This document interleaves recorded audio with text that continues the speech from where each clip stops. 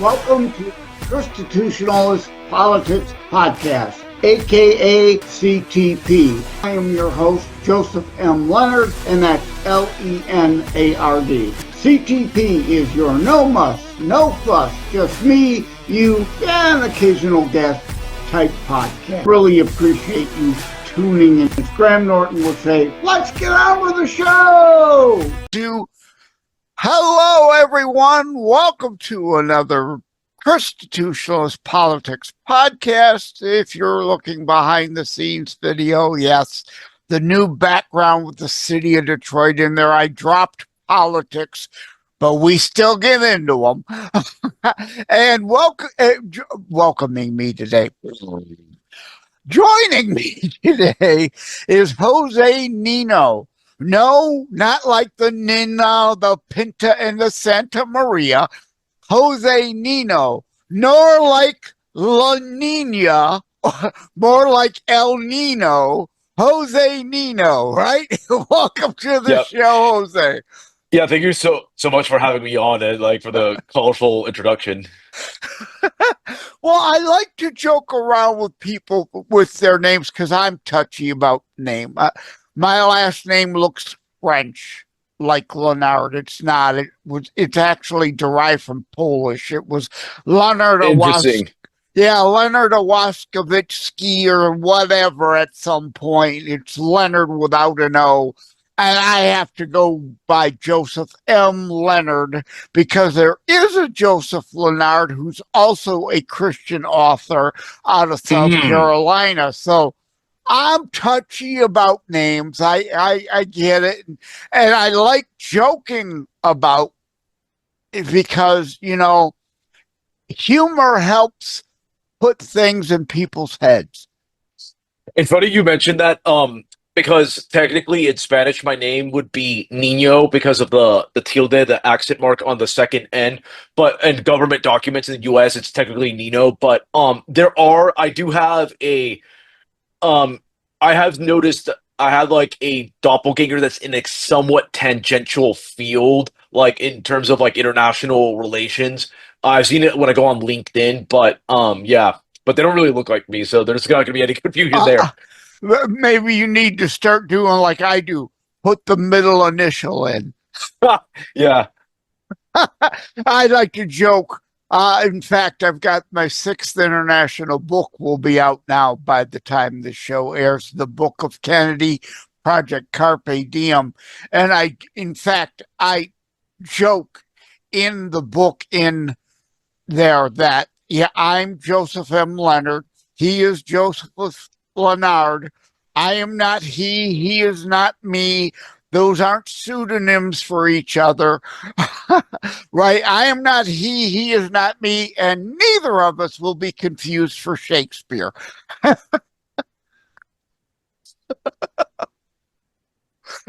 At any rate, welcome to the show.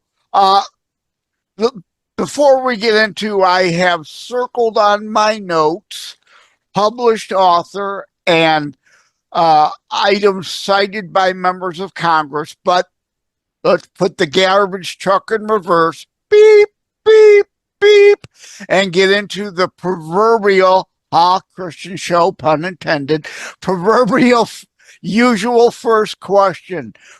Who are you? Right? Where were you born? Where were you raised? And all that nitty-gritty stuff. So, yes, I am a freelance writer, and I write for multiple websites on political issues, and that range from immigration to foreign policy. I'm also the deputy editor of Headline USA. That's generally my main gig. But I was born in actually Venezuela, but I grew up in North Texas, specifically the Dallas area.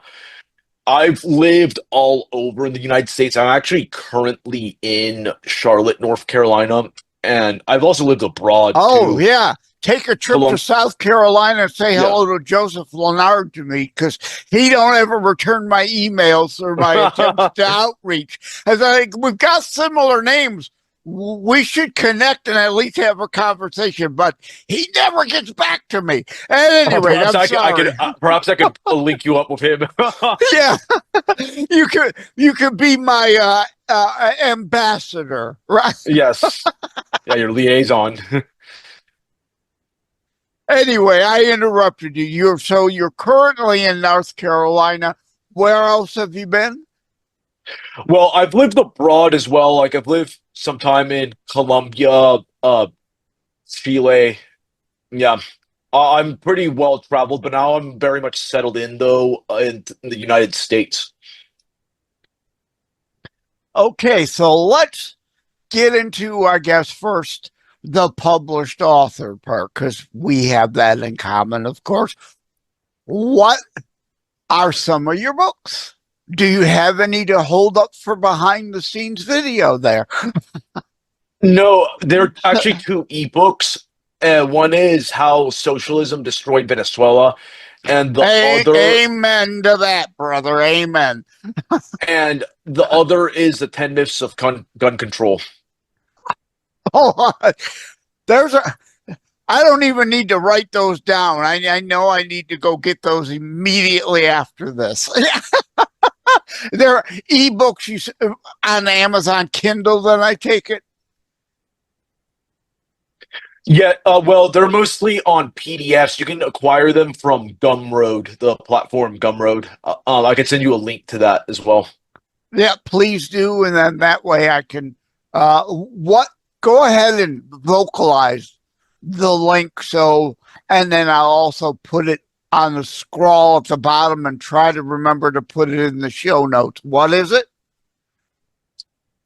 It's if you go to gumroad.com, GUM road.com, you can type in How Socialism Destroyed Venezuela or the 10 Myths of Gun Control, and you'll find it with Jose Nino. I can also let me find the exact links as well, because I don't have that off the top right now. Right. How Socialism Destroyed Venezuela. Yeah, well, I go on and on and on this show. Why I felt called. So many Matthew 23 Christians seem to think Jesus was a socialist. You're not reading your Bible right. The Bible and Jesus is about free will, right? Charity. We are to want to be our brother's keeper, not forced through worldly communism, which is a bastardization of biblical community at the point of the barrel of a gun, to have money and whatnot stolen from us to give to others, because the Bible also makes the distinction between the unwilling and the unable. Like I myself am on disability right now.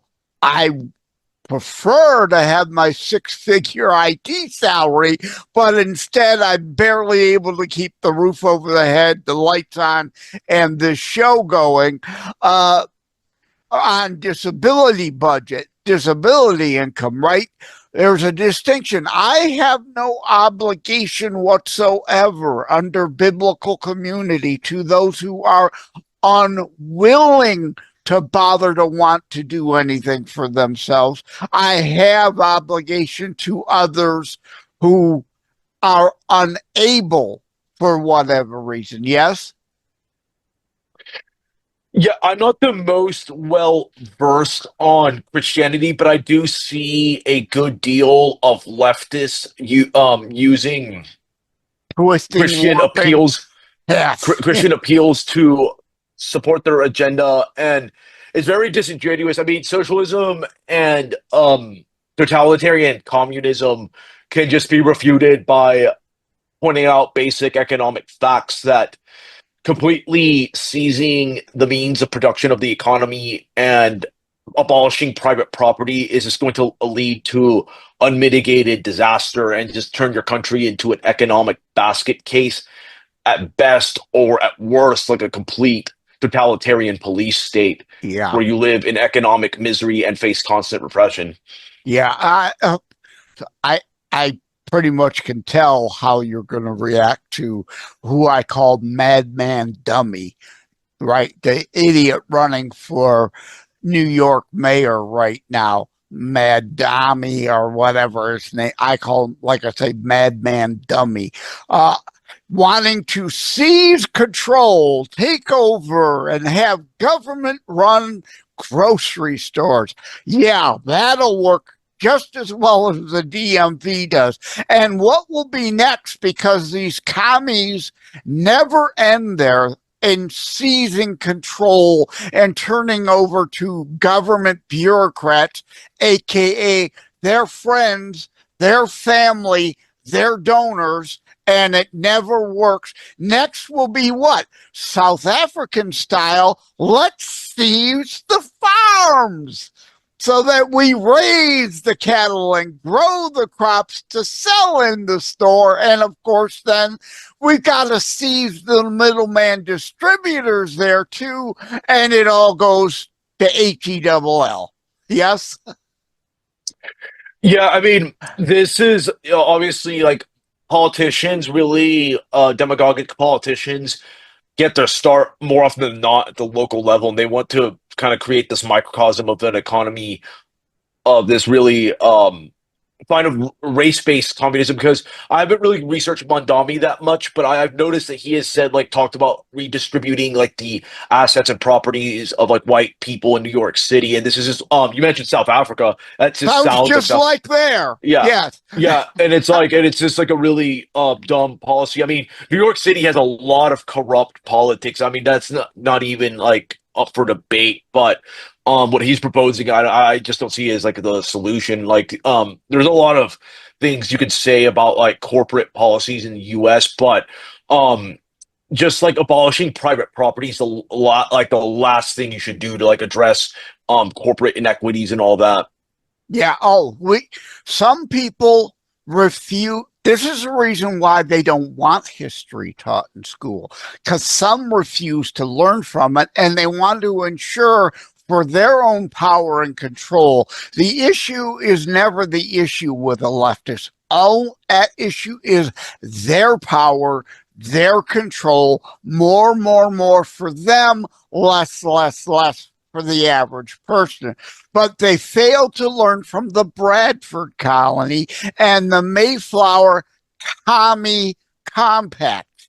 It was a communist compact long before Marx ever thought he was having an original idea, and they almost all starved to death. So Bradford pivoted and Squanto came along also. That was divine intervention. An Indian who spoke good English, proper English, probably better English than a lot of the settlers. Hey, I'm here. Can I help? And yeah, we're all starving. Well, that's because it was a commonwealth.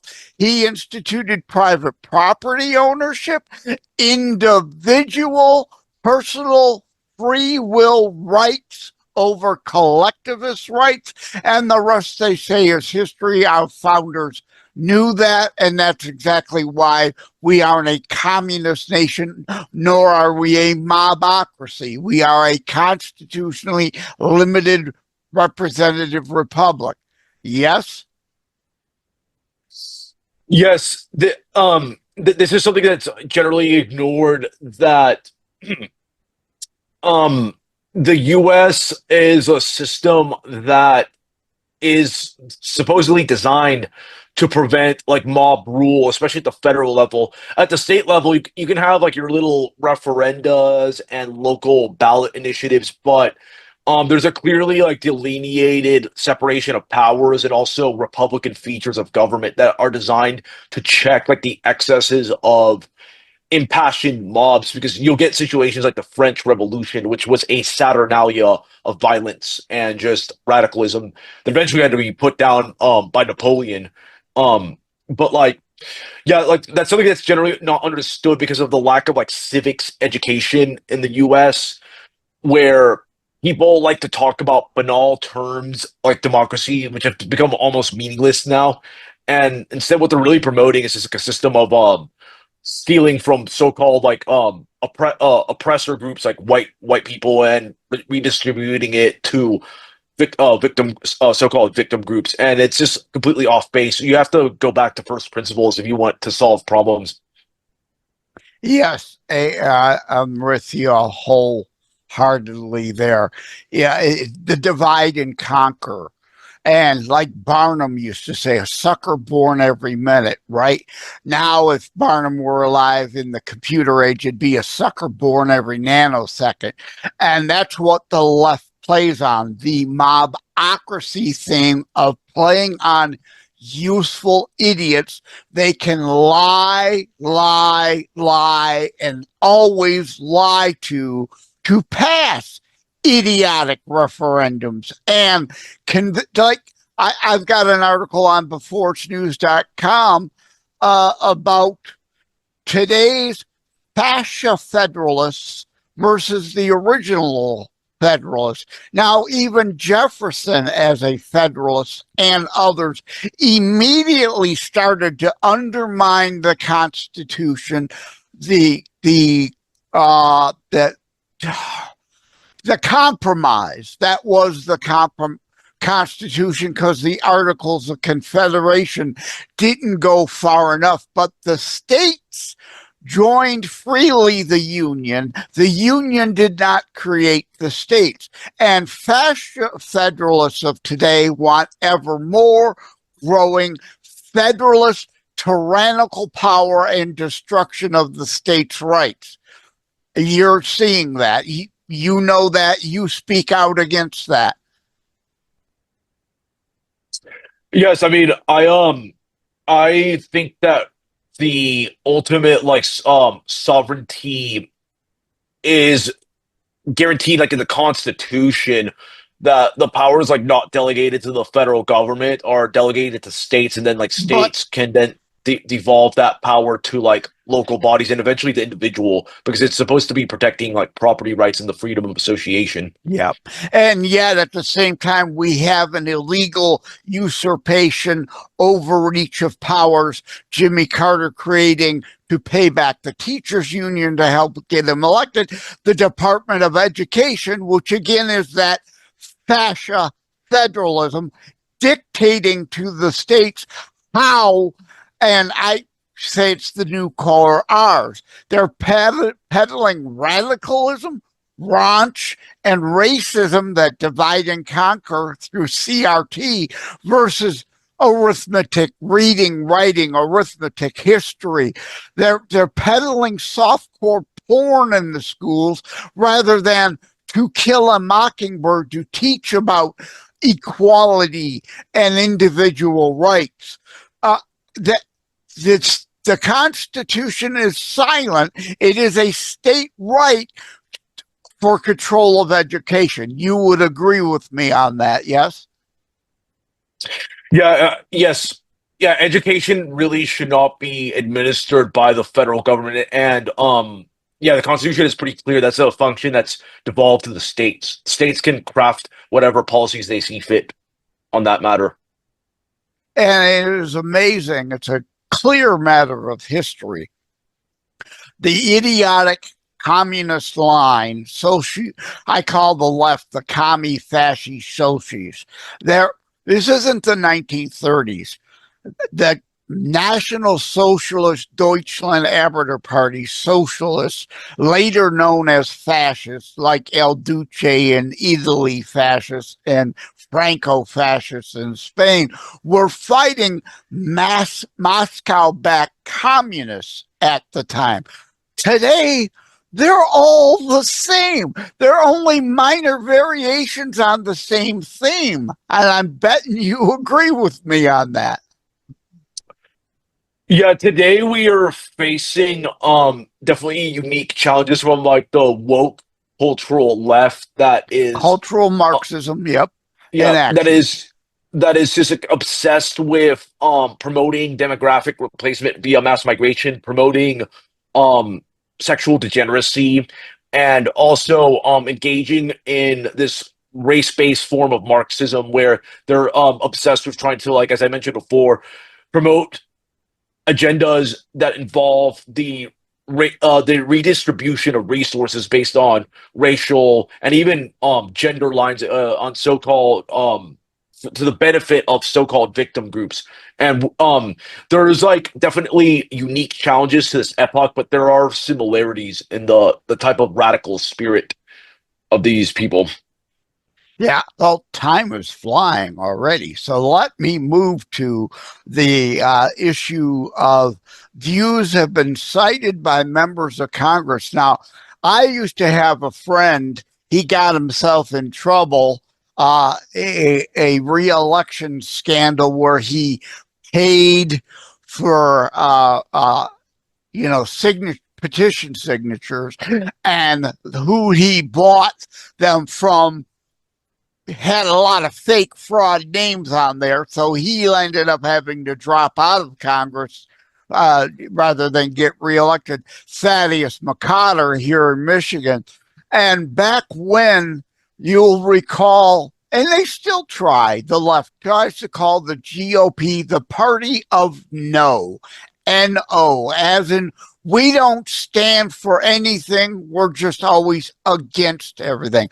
Well, I created the talking point, and through Thaddeus McCotter for a while, it got adopted in Congress on the right.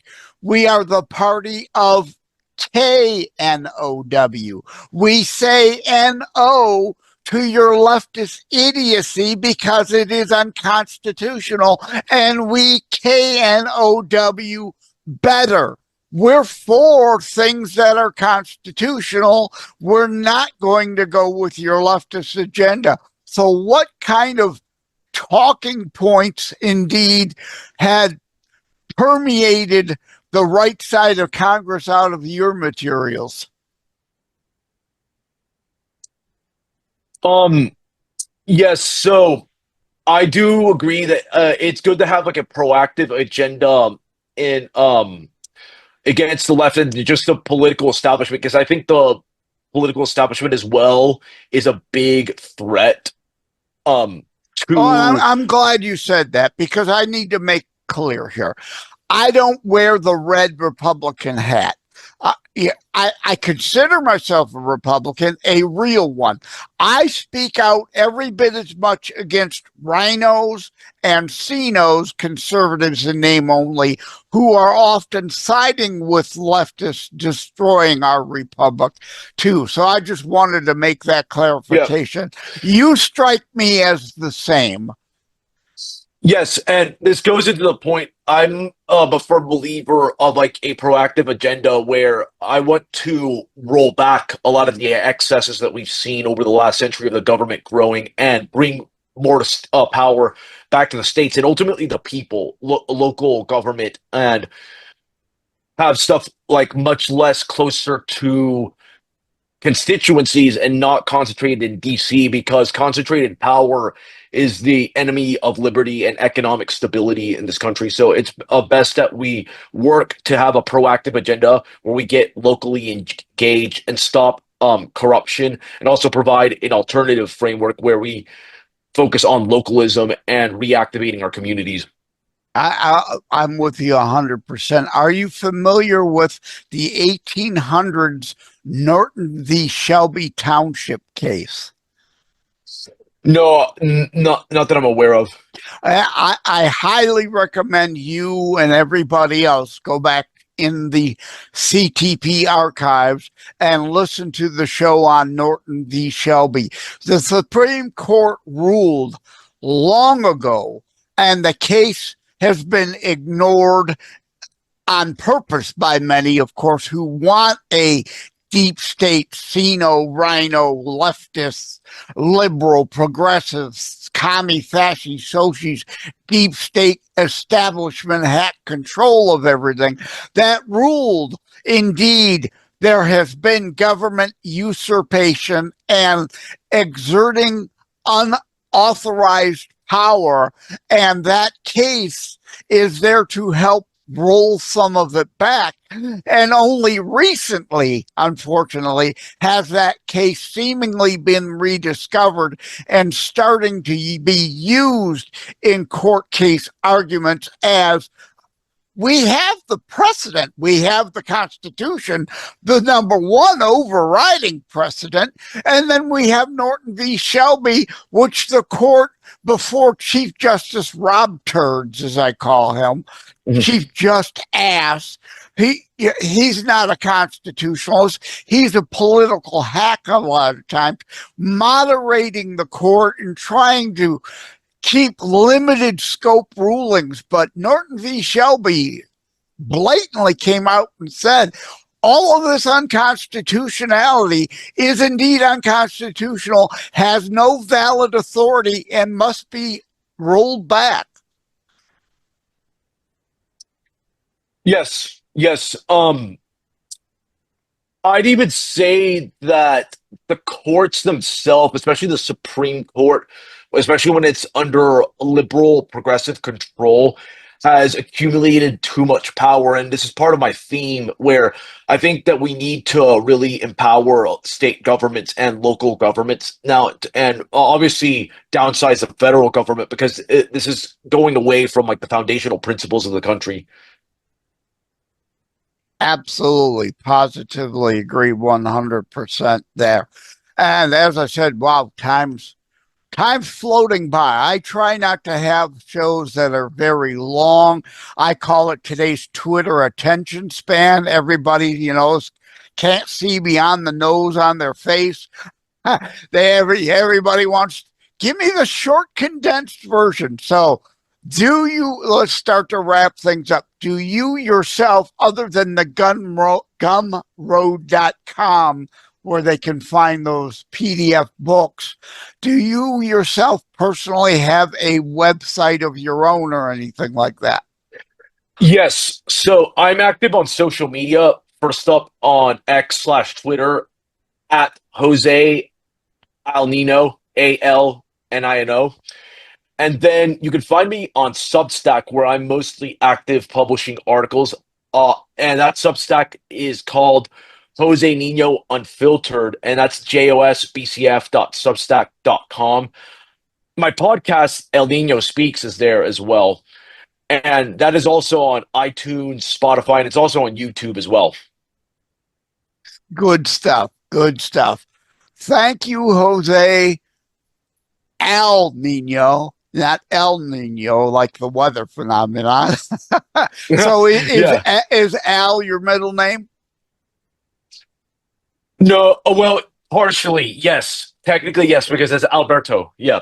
Okay, yeah, and hence the JOSEALNINO on social media. Okay, yeah. You better start using the A in there to distinguish yourself from that imposter that the namesake. Yeah.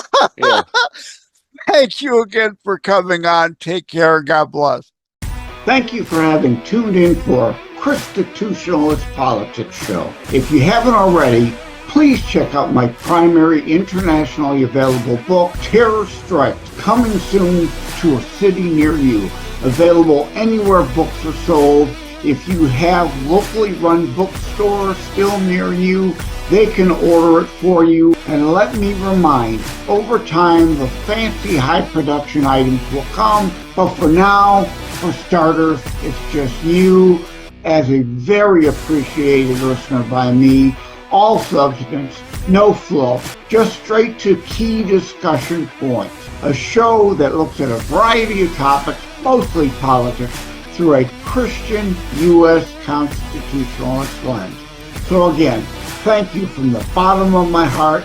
Take care. God bless.